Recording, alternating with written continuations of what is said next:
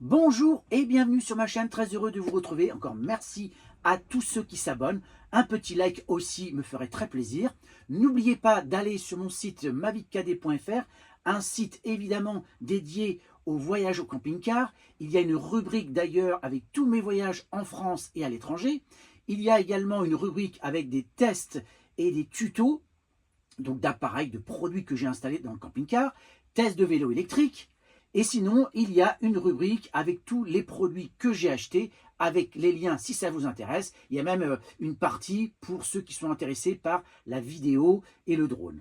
Aujourd'hui, je vais revenir sur une polémique concernant un ouvrage qui a été réalisé par Stéphane de la chaîne YouTube Family Ross. Dans cet ouvrage, je ne l'ai pas lu, j'ai regardé les grandes lignes, je vois grosso modo de quoi il en retourne. Il y a certainement, et ça j'en suis quasiment sûr, des choses très intéressantes parce qu'en plus, Stéphane en question s'appuie sur son expérience. Il a une longue expérience du camping-car, donc il a vu plein de choses. Là-dessus, on ne peut pas lui reprocher cela. Il a vu une évolution comme nous tous, concernant la pratique de ce loisir, de ce voyage, voire même ceux qui vivent en nomade à l'année. On le sait très bien que, au vu des ventes de camping-cars, surtout depuis 2020, les ventes ont fortement progressé. Une envie de liberté, certainement. Et puis aussi les réseaux sociaux qui ont fait la promotion de ce style de voyage. Donc forcément, les gens se sont engouffrés là-dedans. Beaucoup ont acheté des camping-cars, des vannes et des fourgons. Eh bien, quand on regarde aujourd'hui combien il y a de véhicules de loisirs, les derniers chiffres parlent de 650 000 véhicules de loisirs rien qu'en France. Imaginez ce qu'il y a en Allemagne, en Hollande, en Espagne, en Italie. Donc, sachant qu'en plus, la France est un pays qui attire beaucoup de touristes, notamment ceux qui voyagent en véhicules de loisirs, autant vous dire que ça fait du monde. Face à cette contrainte, eh bien, les choses ont évolué.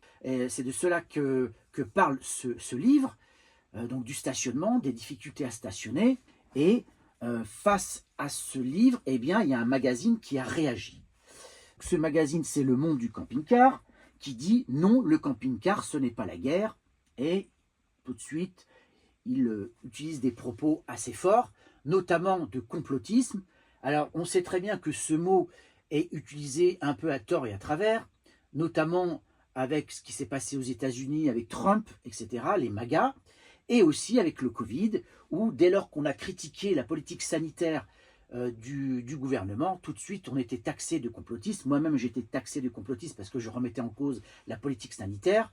Et étant dans le milieu médical et en étant en lien avec des médecins, avec des spécialistes, etc., on a quand même un peu de recul et on s'est rendu compte qu'effectivement il y avait des choses qui clochaient. Et moi, je l'ai signalé et je l'ai dit sur Facebook notamment, et je me suis fait allumer forcément. Et aussi vis-à-vis du vaccin, où tout de suite on nous disait qu'il allait nous protéger de la transmission, et assez vite on s'est rendu compte également que c'était pas vrai. Enfin, tout ça pour vous dire que le mot complotisme, il est vachement utilisé aujourd'hui pour tout et n'importe quoi. Ça a été le cas pour ce livre où ils ont parlé de complotisme face à cette guerre du camping-car, alors que là, en fait, il est question du stationnement, et c'est là où il faut revenir à des choses basiques, simples. C'est que aujourd'hui, on ne peut plus voyager et stationner librement comme on pouvait le faire il y a 40 ou 50 ans. Il y a 40 ou 50 ans, vous mettiez le long d'une plage, il n'y avait aucun souci, on ne vous emmerdait pas. Aujourd'hui, au vu du nombre de camping-cars, de fourgons, etc., les mairies ne peuvent plus laisser faire. Ça me paraît normal. Et d'ailleurs, moi, je regarde un petit peu ce qui se passe sur les réseaux sociaux, sur cette question du stationnement. Il y a ceux qui parlent effectivement et qui rejoignent la position de Stéphane sur cette évolution et sur le fait qu'on ne puisse plus aller où on veut, qu'il n'y a plus de liberté, qu'on a beaucoup de contraintes, que les mairies ont engagé une guerre aux côtés des usagers, c'est-à-dire des gens qui habitent dans ces villes et qui n'en peuvent plus de voir tous ces véhicules de loisirs. Et d'autres qui disent c'est n'importe quoi, on garde encore notre liberté et il suffit d'aller quelques kilomètres dans les terres pour trouver des aires facilement accessibles, voire gratuites. Les deux ont raison, c'est-à-dire que aujourd'hui c'est fini, si vous voulez aller, allez, je veux dire Saint-Tropez, un exemple comme ça, ou en Bretagne, à Saint-Malo, ou du côté de Vannes, enfin peu importe, des endroits hyper touristiques, vous ne pouvez plus vous garer où vous voulez, comme vous voulez. C'est terminé. Et les maires font effectivement la chasse au camping-car et ils nous imposent un stationnement. Alors soit le camping, soit des aires dédiées, leurs aires communales ou des aires comme camping-car park. Et là où je rejoins Stéphane, c'est que le monde du camping-car, malheureusement, a un peu exagéré les choses. Alors, j'ai lu tout l'article, hein. Il est un peu plus mesuré, un petit peu, où il parle de oui, il y a des interdictions, qu'il reconnaît qu'effectivement, il y a beaucoup d'interdictions. Barres de hauteur, de plus en plus de communes font appel à des réseaux, c'est ce que je dis. Et bien sûr que dans certaines régions, en fonction des saisons, ça devient hyper compliqué. Donc là, on est d'accord. Des polémiques, oui, il y en a.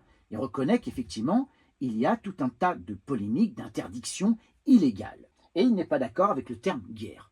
Je suis désolé, hein, je rejoins aussi Stéphane, le terme guerre, on a le droit d'utiliser comme on veut, et il y en a plein qui l'utilisent un peu à tort et à travers, mais c'est comme ça, on est libre dans ce pays, mais je pense que le monde du camping-car n'a peut-être pas, et c'est dommage, n'a peut-être pas une forme de liberté totale de s'exprimer. On le sait, il y a des annonceurs derrière, et notamment un camping-car park. D'accord ? Donc camping-car park, son intérêt, c'est que les camping-cars, les fourgons, aillent sur ces aires payantes.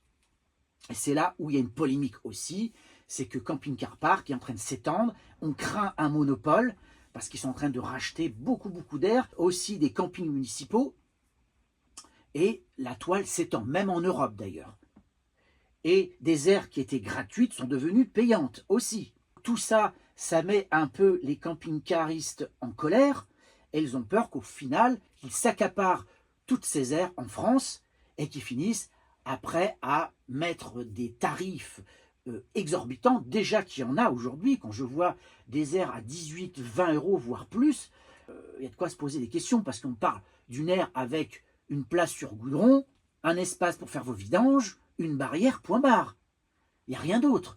Donc 18-20 euros, eh ben, je suis désolé, avec la carte ASCII, vous pouvez retrouver des campings avec tous les services qu'il y a derrière pour le même tarif.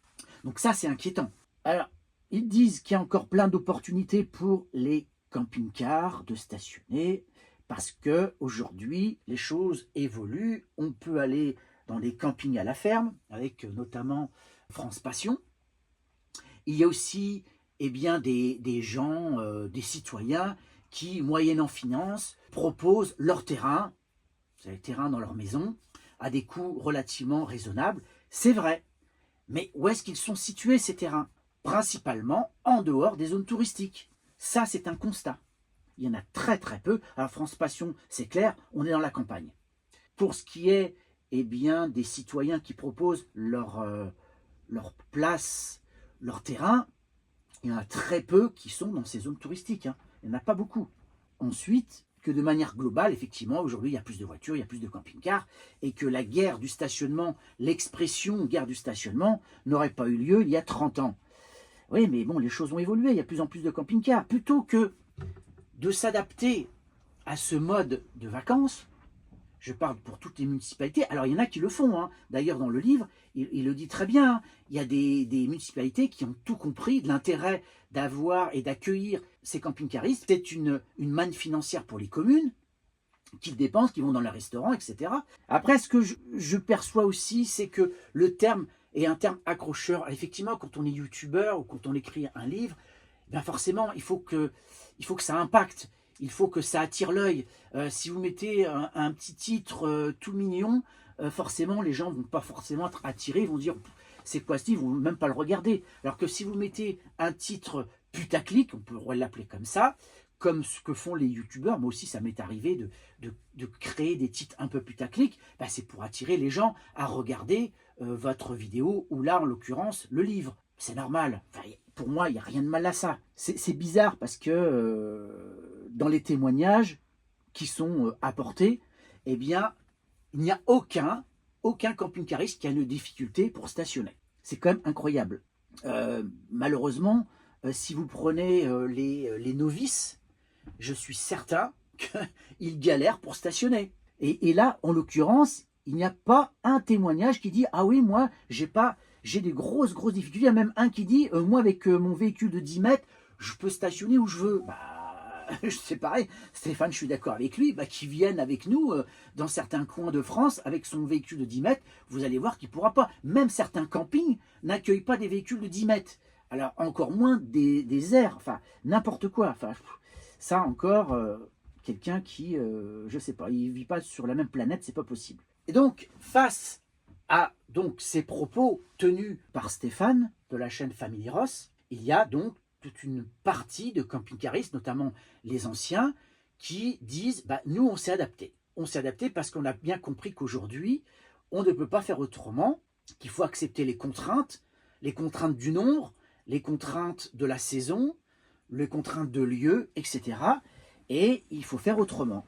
Mais on n'est plus dans une forme de liberté qui existait il y a 40 ou 50 ans, on est bien d'accord.